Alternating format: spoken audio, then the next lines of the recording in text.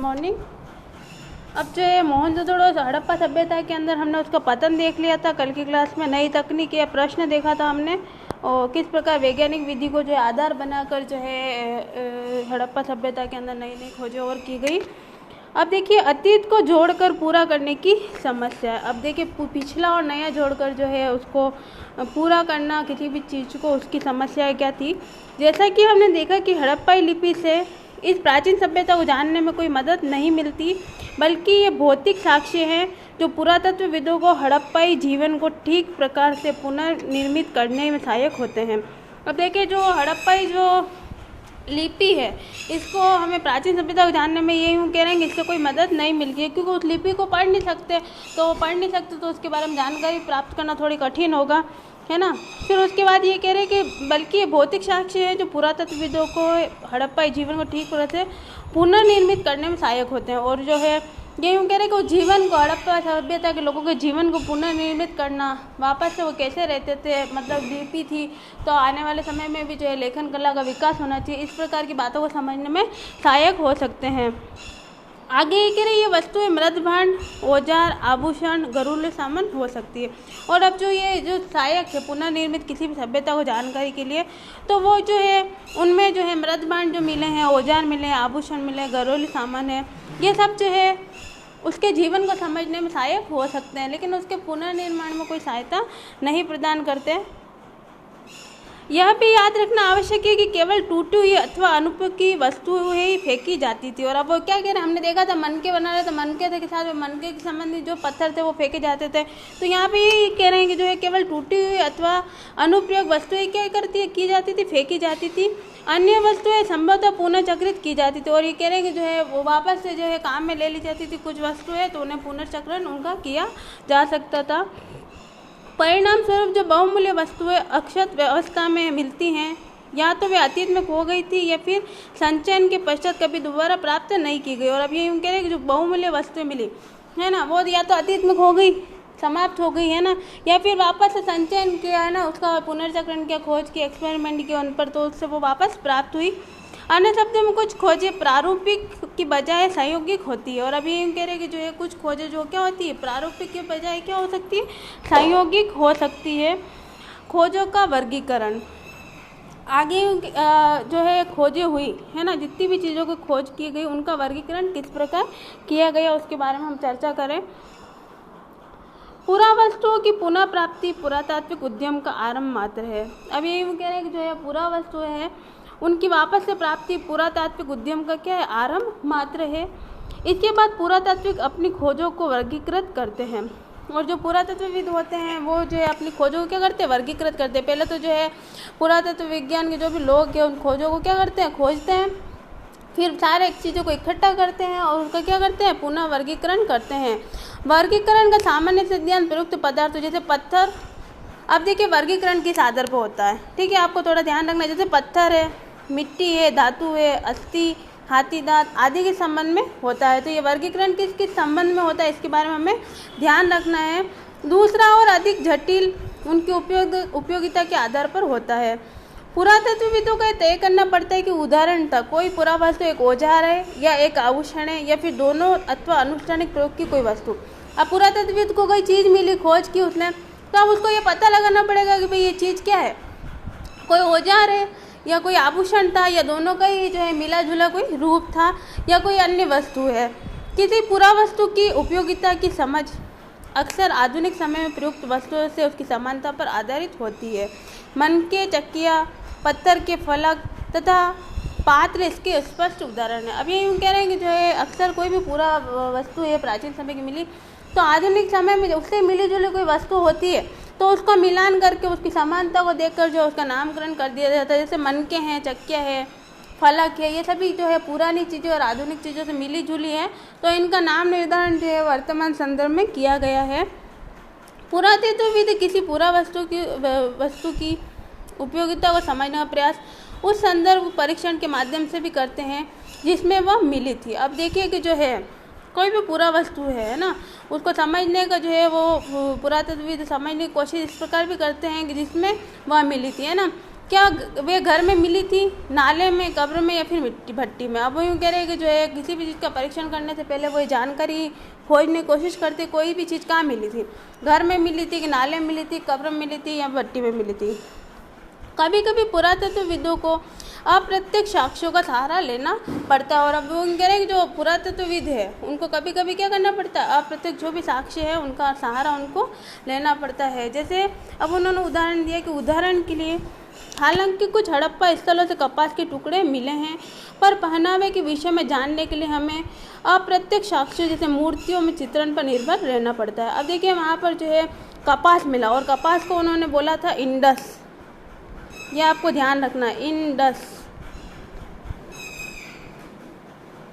फिर से देख लीजिए, आपको पूछे कि कौन सी सभ्यता में कपास के साक्ष्य मिले, तो इंडस याद रखना है। इंडस कपास को कहा था उन्होंने, तो वहाँ से कपास के टुकड़े मिले, लेकिन पहनावे के विषय में क्या है जानने के लिए अप्रत्यक्ष साक्ष्य है। लेकिन मूर्तियों के जो चित्रण है ना, हमें मूर्तियाँ जो मिली उससे हमें पता लगा सकते हैं कि जो है वहाँ पर किस प्रकार का पहनावा रहा होगा। आगे देखिए, पुरातत्वविदों को संदर्भ रूपरेखा को विकसित करना पड़ता है। अब देखिए जो भी पुरातत्वविद है वो जब खोज करेगा तो उसको एक रूपरेखा जो है विकसित करनी होगी, और उसी के आधार बनाकर वो क्या करेगा, उस खोज के संदर्भ में कोई भी अपना लॉजिक देगा। हमने देखा है कि पहली हड़प्पाई मोहर को अब तक नहीं समझा जा सका, और जो पहले जो हड़प्पाई मोहर मिली थी उसको अभी तक भी क्या है समझा नहीं जा सका, जब तक पुरातत्वविद को उसे समझने के लिए सही संदर्भ नहीं मिला, और जब तक उसको सही रेफरेंस नहीं मिला, उसने आगे की खोज नहीं की, तब तक वो पहली मोहर के बारे में जानकारी नहीं जुटा पाया। उसकी जानकारी वो कब जुटा पाए, जब उनको जो है सही सही बात समझ में आने लगी। सांस्कृतिक अनुक्रम जिसमें वह मिली थी तथा मेसोपोटामिया में हुई खोजों की तुलना दोनों के संबंध में। और अब वो यूँ कह रहे हैं कि जो सांस्कृतिक अनुक्रम है जिसमें वो मोहर मिली थी, है ना, मेसोपोटामिया में हुई खोजों की तुलना में दोनों के संबंध में जो है ये क्या है, तो सामने देख रहे थे कि सांस्कृतिक अनुक्रम जिसमें ये मिली थी वो मेसोपोटामिया में हुई खोजों की तुलना में दोनों के संबंध में क्या है, एक समान थी। अब आगे देखिए व्याख्या की समस्या है। पुरातात्विक व्याख्या की समस्या संभवतः सबसे अधिक धार्मिक प्रथाओं के पुनर्निर्माण के प्रयासों में सामने आती है। अब हम पुरातात्विक व्याख्या की समस्याओं को देखेंगे तो धार्मिक प्रथाओं के पुनर्निर्माण के प्रयासों में सामने आती है। आरंभिक पुरातत्वविदों को लगता था कि कुछ वस्तुएं जो असामान्य और अपरिचित लगती थी संभवतः धार्मिक महत्व की होती थी। और अब ये क्या कह रहे हैं कि धार्मिक महत्व की वस्तुएं कौन सी होती थी, जो एक तो असामान्य होती थी और एक अपरिचित लगती थी, तो भाई इससे कोई परिचित नहीं है। जैसे कि कोई मूर्ति मिली है ना, अब वो किसी इंसान की या भगवान की पता नहीं अपरिचित है, तो उस चीज़ को क्या है धार्मिक महत्व का मान लिया जाता था। इनमें आभूषण से लदी हुई नारी मरण मूर्तियाँ, जिनमें से कुछ के शीर्ष पर विस्तृत प्रसाधन थे, शामिल है। अब देखिए मैंने आपको बता दिया कि भाई एक महिला की मूर्ति मिली, जैसे कि एक महिला की मूर्ति मिली वहाँ से, जिसके पेट में क्या है पौधा उग रहा है ना, तो उन्होंने क्या मान लिया, उसको पृथ्वी माता मान लिया, यानी पृथ्वी की जो है देवी मान लिया, उसको जो है हमारी मातृभूमि मान लिया उन्होंने। तो इसी प्रकार जो है कई सारी जो है यहाँ से आभूषण लदी हुई जो है मिट्टी से बनी मूर्तियाँ प्राप्त हुई है, जिसको जो है धार्मिक महत्व की माना गया। पुरुषों की दुर्लभ पत्थर से बनी मूर्तियाँ, जिनमें उन्हें एक लगभग समान मानकीकृत मृदा में एक हाथ घुटने पर रखा बैठा हुआ दिखाया गया था, जैसा कि पुरोहित राजा को भी इसी प्रकार वर्गीकृत किया गया था। अब देखिए एक पत्थर से की जो है पुरुष की मूर्ति मिली है ना, जिसमें जो है वो क्या बैठा हुआ मानकीकृत मुद्रा में बैठा हुआ, और एक हाथ उसका क्या घुटने पर रखा हुआ दिखाया गया है, जैसा कि क्या है पुरोहित राजा की जो है मूर्ति के अंदर पुरोहित राजा की मूर्ति को दिखाया गया था। इसी प्रकार वर्गीकृत किया गया था। अन्य दृष्टांतों में संरचनाओं को अनुष्ठानिक महत्व का माना गया। और अब ये कह रहे कि जो अन्य दृष्टि में क्या है, इन संरचनाओं को क्या माना गया, अनुष्ठानिक माना गया, यानी कि जो है भगवान से ईश्वर से संबंध स्थापित कर जो है इनका जो है इन मूर्तियों का जो है पूजन किया जाने लगा। अन्य दृष्टांतों में संरचना को अनुष्ठानिक महत्व का माना गया है। अब देखिए कुछ जो है अन्य चीज़ें जो मिली उनको अन्य तरीके से जो है धार्मिक रूप दिया गया। जैसे विशाल स्नानागार मिला ना, मोहनजोदड़ो सभ्यता के अंदर बहुत बड़ा स्नानागार माना गया। तो ये जरूर माना गया होगा ये कोई कुंड रहा होगा जहाँ पर सभी लोग एकत्रित होते होंगे किसी अवसर पर और स्नान किया करते होंगे। कालीबंगन और लोथल तो जो है वेदिका मिली है ना, अग्निकुंड के वेदिका है मतलब अग्निकुंड के साक्ष्य मिले। तो अभी अग्निकुंड से क्या पता चलता है कि भाई उस समय भी यज्ञ और हवन की जो है परंपरा रही होगी। मोहरे जिनमें से कुछ पर संभवतः अनुष्ठान के दृश्य बने हैं के परीक्षण से धार्मिक आस्थाओं और प्रथाओं को पुनर्निर्मित करने का प्रयास भी किया गया है। अब ये कह रहे हैं मोहरे जिनमें से कुछ पर संभवतः क्या अनुष्ठान के दृश्य बने हुए हैं। अब कुछ मोहरे क्या उन पर जो है अनुष्ठान किए गए उनके दृश्य बने हुए हैं। धार्मिक आस्थाओं और प्रथाओं को पुनर्निर्मित करने का प्रयास भी किया गया। और अब ये कह रहे हैं कि उनके संदर्भ में जो भी धार्मिक आस्थाएं थी है ना और प्रथाएं थी उनको भी पुनर्निर्मित करने का इसमें प्रयास किया गया। कुछ अन्य जिन पर पेड़ पौधे उत्कीर्ण हैं मान्यता अनुसार प्रकृति की पूजा के संकेत देते हैं। अब यूँ कह रहे हैं कुछ अन्य जो पेड़ पौधे हैं उत्कीर्ण है ना, मान्यता अनुसार उसको क्या है प्रकृति की पूजा के संकेत देते हैं। अब जैसे कुछ पेड़ों को जो है प्रकृति की पूजा मांग लिया, जैसे पीपल का पेड़ है, नीम का पेड़ है, तो उसके जब साक्ष्य मिला है तो ये माना गया कि भाई पेड़ों की उस समय क्या की जाती थी, पूजा की जाती थी। और आज भी जो है हम अपने भारतीय सभ्यता के अंदर जो है पेड़ पौधों की पूजा किया करते, तो उस समय भी जो है इस प्रकार की जो है मान्यता हमें देखने को मिलती है। मोहरों पर बनाए गए कुछ जानवर जैसे कि एक सींग वाला जानवर जिसमें आम पर एक श्रृंगी कहा जाता है कल्पित तथा संस्कृत लगते हैं। कुछ मोहरों पर एक आकृति जिसे पालथी मारकर योगी की मुद्रा में बिठाया गया और कभी कभी जिसे जानवर से गिरा दर्शाया गया को आद्य शिव अर्थात हिंदू धर्म के प्रमुख देवताओं में से एक का आरंभिक रूप की संज्ञा दी गई। और अब देखिए आगे जो है एक इंसान को बताया गया योगी की मुद्रा में बैठा हुआ है और उसको जो है आद्य शिव यानी अर्ध जो शिव होते हैं उनकी संज्ञा दी गई। और उनके पास में जो है आसपास क्या है जानवरों से घिरा हुआ है और हिंदू धर्म के प्रमुख देवता के रूप में जो है इनको संज्ञा दी गई। तो यहाँ पर कई चित्र उनका नहीं दिया है, जैसे ये मृण मूर्ति का जो है चित्र तो दे रखा है इसके अंदर अच्छे से, माता देवी की मूर्ति है। ये आद्य शिव का देखिए दे रखा है यहाँ पर चित्र, बीच में जो है देखिए बीच में जो है व्यक्ति है ना, और यहाँ आसपास इसके गेंडे हैं और हाथी हैं, शेर है ना, कुछ जानवरों के चित्र यहाँ पे बने हुए हमें दिखाई देते हैं। अब आगे देखिए इसके अतिरिक्त पत्थर की चक्राकार वस्तुओं को लिंग के रूप में वर्गीकृत किया गया है। हड़प्पाई धर्म के कई पुनर्निर्माण इस अनुमान के आधार पर किए गए हैं कि आरंभिक तथा बाद की परंपराओं में समानताएं होती है। अब आगे देखिए इसके अतिरिक्त पत्थर की चक्राकार वस्तुओं को लिंग के रूप में वर्गीकृत किया गया है ना। अब जो भी पत्थर की जो चक्राकार जो है वस्तुएं है ना, जो अभी हम शिवलिंग के रूप में पूजा करते हैं तो उसमें भी लिंग के रूप में जो है उसको दर्शाया गया। हड़प्पाई धर्म के कई पुनर्निर्माण इस अनुमान के आधार पर किए गए हैं कि आरंभिक तथा बाद की परंपराओं में समानताएं होती है। और अब हड़प्पाई धर्म के पुनर्निर्माण में ये अनुमान लगाया गया कि जो है पुरानी और अभी नई कई चीज़ों में जो है समानताएं हमें देखने को मिलती है। ऐसा इसलिए होता है क्योंकि अधिकांशतः पुरातत्व ज्ञात से अज्ञात की ओर बढ़ते हैं, अर्थात वर्तमान से अतीत की ओर। अब देखिए कि जितने भी हम रिसर्च करेंगे वो क्या होंगे, ज्ञात से अज्ञात की ओर होंगे, यानी कि जो चीज़ें हमें पता है और उसके बाद जो अज्ञात है उसके बारे में हम जानकारी जुटाने को कोशिश करेंगे और उसमें समानता स्थापित कर कर क्या करेंगे, उसका वर्गीकरण प्रस्तुत करेंगे। तो यहाँ पर भी ज्ञात से अज्ञात की ओर जो है वस्तु संदर्भ बिठाकर जो समानता स्थापित की गई।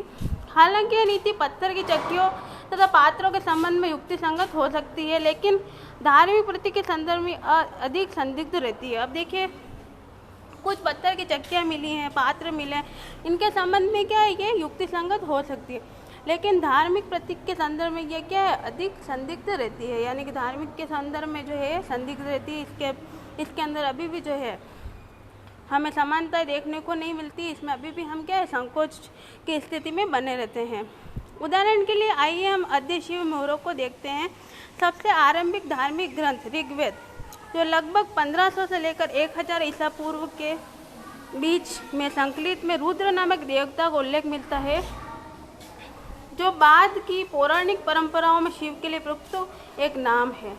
अब देखिए कि क्या कह रहे हैं कि आद्य शिव की मोहरें देखते हैं ना, जो आधा शिव उससे जो भी बनी मोहरें हैं उसके बारे में ये कह रहे हैं, जानकारी दे रहे हैं कि वो उसको हम देखते हैं और उससे पता लगाते हैं। और ये मोहरें कब की है? 1500 से 1000 ईसा पूर्व की है। रुद्र नामक देवता का उल्लेख इस मोहर पर मिलता है, जो बाद में जो है पौराणिक मान्यता के अनुसार क्या है, जिसे हम शिव भगवान कहते हैं, उनके नाम के रूप में प्रयुक्त थे। पहले सहस्त्र शताब्दी ईस्वी में अध्याय 4 भी देखिए। लेकिन शिव के विपरीत रुद्र को ऋग्वेद में ना तो पशुपति यानी सामान्य रूप से जानवरों और विशेष रूप से मवेशियों के स्वामी और ना ही एक योगी के रूप में दिखाया गया है। और अब ये यूँ कह रहे हैं कि जो शिव है इसके विपरीत अगर ऋग्वेद में हम देखें तो जो है शिव को ना तो पशुपति के रूप में दिखाया गया। अब आपको ये ध्यान रखना है कि जो योगी मुद्रा के रूप में जो व्यक्ति की मूर्ति मिली है ना, उसको जो है आद्य शिव भी कहा गया। और जो है हड़प्पाई लोग किस भगवान की पूजा करते थे, तो आपको याद रखना है पशुपति की। ठीक है, ये आपको ध्यान रखना है पशुपति का नाम। तो ये कह रहे हैं कि ना तो उनको पशुपति के रूप में गिना गया, ना जानवरों के स्वामी के रूप में, ना मवेशियों के स्वामी के रूप में, और ना ही एक योगी के रूप में दिखाया गया। और ना दूसरे शब्दों में ये कहते हैं कि जो ऋग्वेद में दिए गए रुद्र का विवरण है उससे भी ये मेल नहीं खाता। तो ये जो आकृति मिली पुरुष की वो ना तो वर्तमान से जुड़ी हुई है ना पीछे से जुड़ी हुई है। फिर क्या ये कोई संबंध था, जैसा कि कुछ विद्वानों ने सूझा है। अब यूँ कह रहे हैं कि कोई संबंध था क्या, जैसा कि कुछ विद्वानों ने सूझा है। देखिए यहाँ पर जो है शमन क्या होता है, शमन के बारे में भी बताया है। शमन वे महिलाएं और पुरुष होते हैं जो जादुई तथा इलाज करने की शक्ति होने और साथ ही दूसरी दुनिया से संपर्क साधने के सामर्थ्य का दावा करते हैं। अब कुछ लोग होते हैं ना जादू टोना करते हैं, है ना, तो शमन वे लोग हैं जो जादू टोना करते हैं या अन्य दुनिया की चीज़ों से क्या करते हैं, अपना साधन साधते हैं। अब देखिए हमने कहा शिव पे जो है मोहरों पर शिवलिंग भी मिला है ना, तो ये देखिए शिवलिंग की मूर्ति है ना, मोहरे या लिंग।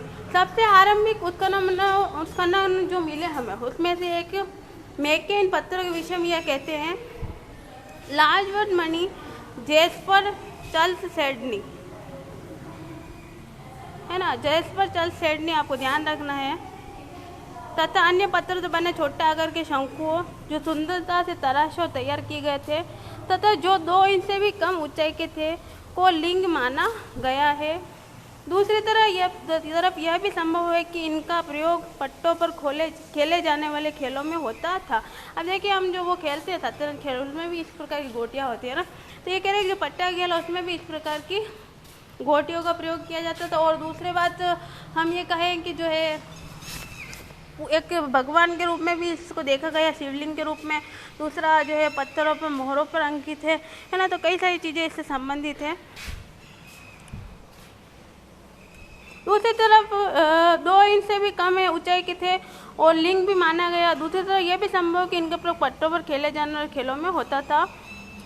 अर्नेस्ट मैके अर्ली इंडस सिविलाइजेशन जो बुक है अर्नेस्ट मैके की 1948 से इसको उद्धृत किया गया है। आगे हम देखें, इतने दशकों में हुए पुरातात्विक कार्यों की क्या उपलब्धि है। हड़प्पाई अर्थव्यवस्था के बारे में अब हमारी जानकारी कुछ बेहतर है। कुछ सवाल जो है अंतिम पैराग्राफ में जो है इसकी पुस्तक के जो इतिहासकार है वो कर रहे हैं कि जो पुरातात्विक कार्यों की क्या उपलब्धि है इतने दशकों में। हड़प्पा अर्थव्यवस्था के बारे में हमने थोड़ा बहुत समझ लिया है ना। शुरुआत में हमने देखा कि भाई किसी भी चीज़ों का वो क्या करते थे, विनिमय करते थे। एक स्थान से दूसरे स्थान पर भी धीरे धीरे उन्होंने विनिमय कम करना शुरू कर दिया, तो उससे हड़प्पा सभ्यता का पतन होने लगा। ऐसी बात भी हमने देखी। फिर वो तांबों के बारे में हमने देखा कि वो जो एक स्थान दूसरे स्थान से खनिज मंगाया करते थे, तो एक जगह पर एक जैसी चीज़ें मिल जाए संभव नहीं होता था। ऐसी बातें भी उन्होंने कही थी। तो अर्थव्यवस्था के बारे में हमने देखा। हम सामाजिक भिन्नताओं की गुत्थी को सुलझाने में सफल हुए हैं और सभ्यता की कार्यप्रणाली के विषय में हमारी जानकारी कुछ बड़ी है। सच में यह स्पष्ट नहीं है कि लिपि के पढ़े जाने की स्थिति में हम और कितना जान पाते हैं। और अब ये यूँ कह रहे कि स्पष्ट नहीं है कि लिपि के पढ़े जाने की स्थिति में हम और कितना जान पाते हैं। यदि एक द्विभाषिक अभिलेख मिलता है तो हड़प्पा निवासियों द्वारा बोली जाने वाली भाषा के विषय में प्रश्नों पर संभवतः विराम लग सकता है। तो यहाँ पर जो एक द्विभाषिक अभिलेख मिलता है जो हड़प्पा निवासियों द्वारा बोली जाने वाली भाषा के विषय में प्रश्नों पर जो है विराम लगाता है कि भाई हम भाषा के संदर्भ में कोई लॉजिक नहीं दे सकते। कई पुनर्निर्माण अभी भी संदिग्ध बने हुए हैं क्या विशाल अन्नागार एक अनुष्ठानिक संरचना थी? साक्षरता कितनी व्यापक थी? हड़प्पाई कब्रिस्तानों में सामाजिक भिन्नताएं कम क्यों दिखाई देती है? और अब ये कह रहे हैं कि हड़प्पाई जो कब्रिस्तान है उसमें सामाजिक भिन्नताएं कम क्यों दिखाई देती है? स्त्री पुरुष संबंधों से जुड़े प्रश्न भी अनुत्तरित है। क्या महिलाएं मृदबाण बनाती थी या फिर केवल उन्हें रंगने का कार्य करती थी? अब जो है महिलाएं क्या काम करती थी? क्या मिट्टी के बर्तन बनाती थी कुम्हार की तरह, या फिर सिर्फ मिट्टी के बर्तन जब बन जाते थे तो उन्हें पकाने का या उस पर रंग रोगन करने का कार्य करती थी? कई सारे सवाल है जैसे कि आजकल होता है। दूसरे शिल्पकर्मियों के क्या कार्य थे? नारी मृण मूर्तियों का क्या उपयोग था? हड़प्पा सभ्यता के संदर्भ में स्त्री पुरुष संबंध से जुड़े पहलुओं पर बहुत कम विद्वानों ने अन्वेषण किए हैं। यह भविष्य में होने वाले कार्यों के लिए पूरी तरह से नया क्षेत्र है। अब ये कह रहे हैं कि जो भी नारी मृण मूर्तियाँ हैं उनका क्या उपयोग था? हड़प्पा सभ्यता के संदर्भ में स्त्री पुरुष संबंध से जुड़े पहलुओं पर ये कह रहे हैं कि बहुत ही कम विद्वानों ने जो है अन्वेषण किया और भविष्य में होने वाले कार्यों के लिए पूरी तरह से जो है ये सब चीज़ें क्या थी? नहीं थी। देखिए यहाँ पर पक्की मिट्टी की लकड़ी का एक खिलौना बताया है। इस प्रकार खिलौना मास हमें देखने को मिलता है।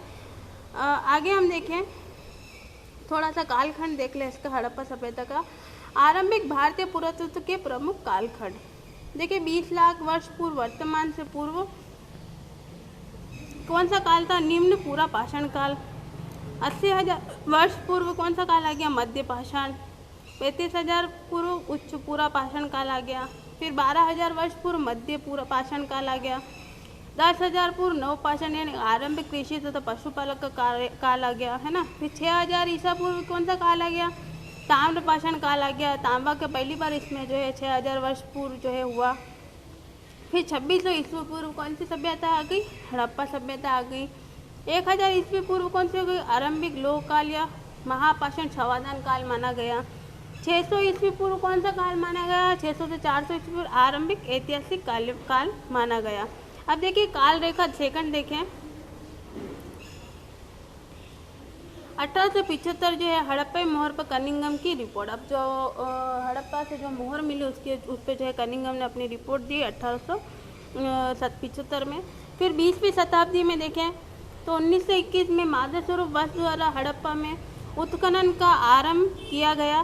तो आपने देख ही लिया कि हड़प्पा सभ्यता में जो है सबसे पहले उत्खनन का माधव स्वरूप वस ने किया, लेकिन इसकी खोज जो है मिला जुला रूप में माधव स्वरूप वस का नाम लिखे, लेकिन आप जो है दयाराम साहनी का नाम उनके निर्देशन में इसकी खुदाई हुई थी। तो आप इनका नाम याद रखेंगे, दयाराम साहनी, हड़प्पा सभ्यता के उत्खननकर्ता।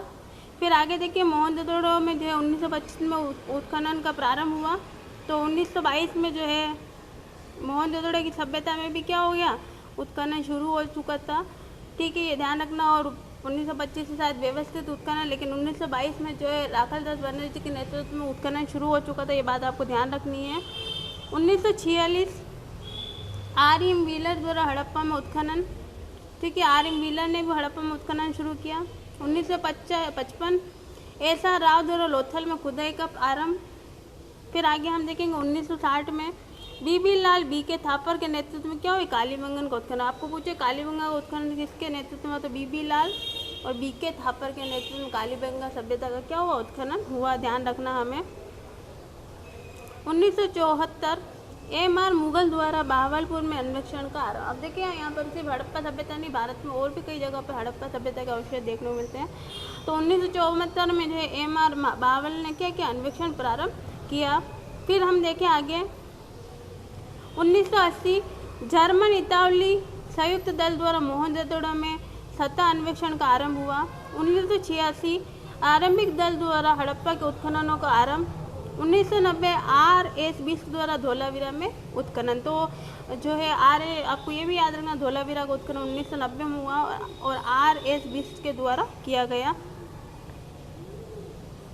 और देखिए यहाँ पर जो है हड़प्पा समाधान मिला। देखिए किस प्रकार जो है एक शव का जो है चित्र आपको दिख रहा है, एक कंकाल दिख रहा है आपको, है ना। और अभी क्या करता है, शव के साथ जो है उसकी जो संबंधित चीज़ें दफनाने की प्रथा थी, तो कोई शव के साथ इससे संबंधित जो भी मृत भांड थे उसको आवश्यक चीज़ें वो भी दफनाई गई थी। तो यहाँ से जो है शव के अवशेष हमें देखने को मिलते हैं।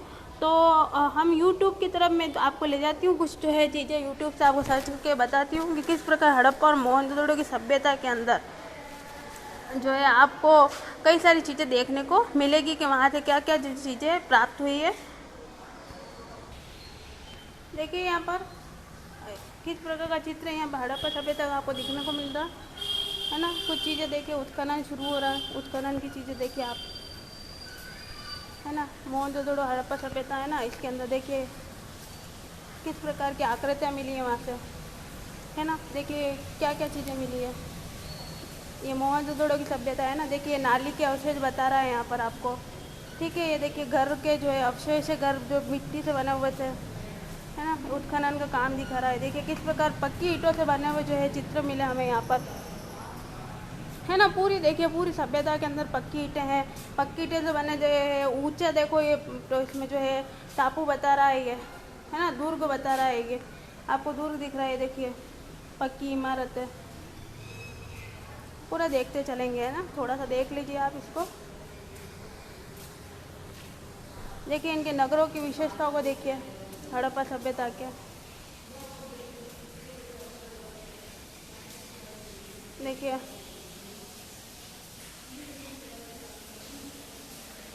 सिटी फोर्ट है ना, देखो सिटी के बीच में जो भी फोर्ट बना था उसके बारे में। लोअर टाउन देखिए किस प्रकार आने जाने के लिए रास्ते थे।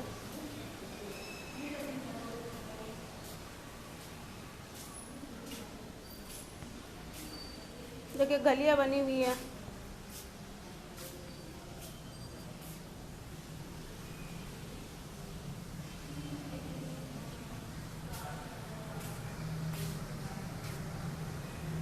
देखिए हड़प्पा सभ्यता कहाँ कहाँ मिली आपको, है ना। इतनी सारी जगह पे मिली है, मैप में देखिए।